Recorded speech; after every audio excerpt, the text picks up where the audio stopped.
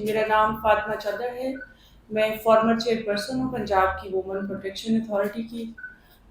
जो 9 मई के वाक़यात हुए हैं, मैं उनकी शदीद मज़म्मत करती हूँ।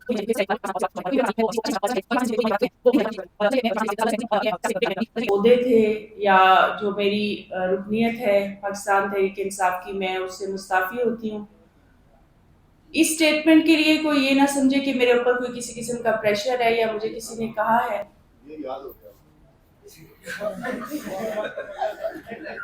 तो बस इतनी सी बात है। और मैं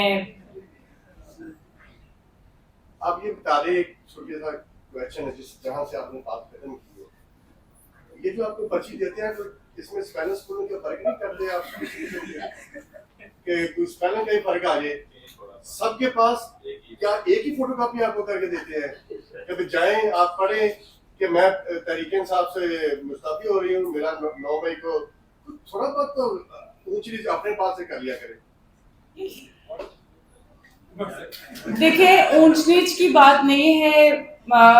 मेरे ख्याल में सच बोलने की कुछ थोड़ा सी जरूरत होनी चाहिए। मेरे ख्याल में मैंने सच ही बोला है कि मैं जो पॉलिटिकल पार्टी है उससे मैं ब्रेक ले रही हूँ। मैं सियासत नहीं करना चाह रही हूँ।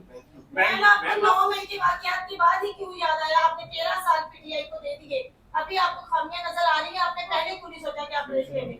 देखिए, मैं खामी की कोई बात नहीं कर रही, मैं सिर्फ ये कह रही हूँ कि जो 9 मई के वाकयात हुए हैं, मतलब ये प्री प्लान हुआ है ताकि सारे ही ये पिछले एक हफ्ते से सारे इसी कुर्सी पर आते हैं, बैठते हैं और सियासत छोड़कर जा रहे हैं।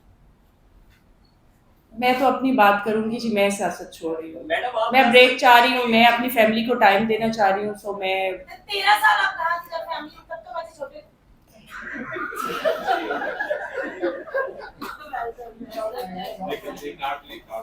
मैम ये बताइएगा कि यहाँ पे जो भी आता है उसकी जो अमाउंट है उसका खुश होते हैं, जबान उसका साथ नहीं दे रही होती, हाथ उसके जो है काम पे होते हैं। ऐसा क्या होता है कि उसके बाद आके प्रेस कॉन्फ्रेंस के दौरान ये सारा होना शुरू हो जाता है?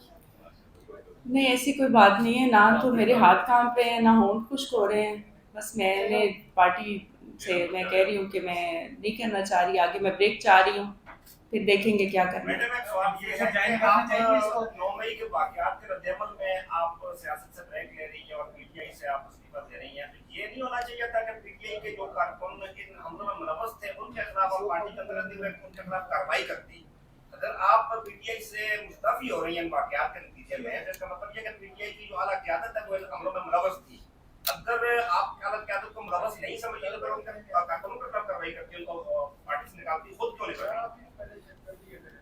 मेरे ख्याल में जो लोग मुलविस थे इनमें जो हमले हुए हैं, उनके खिलाफ ऑलरेडी कार्रवाई हो रही है और मेरे ख्याल में होनी चाहिए, क्योंकि आपके जो मुल्क की इमलाक के ऊपर इस तरह से हमला है वो किसी भी मेरे ख्याल में पॉलिटिकल पार्टी को ज़ेब नहीं देता और ना होना चाहिए। मैं इसकी शदीद मज़म्मत करती हूँ। जिन्होंने ये काम किया उनके खिलाफ कार्रवाई हो रही है और उनको कैसे किरदार तक पहुंचाया जा रहा है, और जो लोग जो एक फिक्रा मिस कर गए हैं, जिन लोगों ने खान साहब को यहाँ तक पहुंचाया है वो पार्टी भी छोड़ चुके हैं, तो आप इस वक्त में जब क्लीन अप हो गया हर चीज, तो आपको पार्टी छोड़ने की क्या जरूरत है?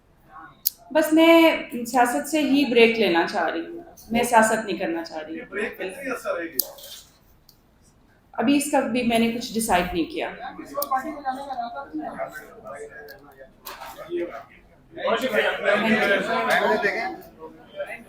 शुक्रिया जी।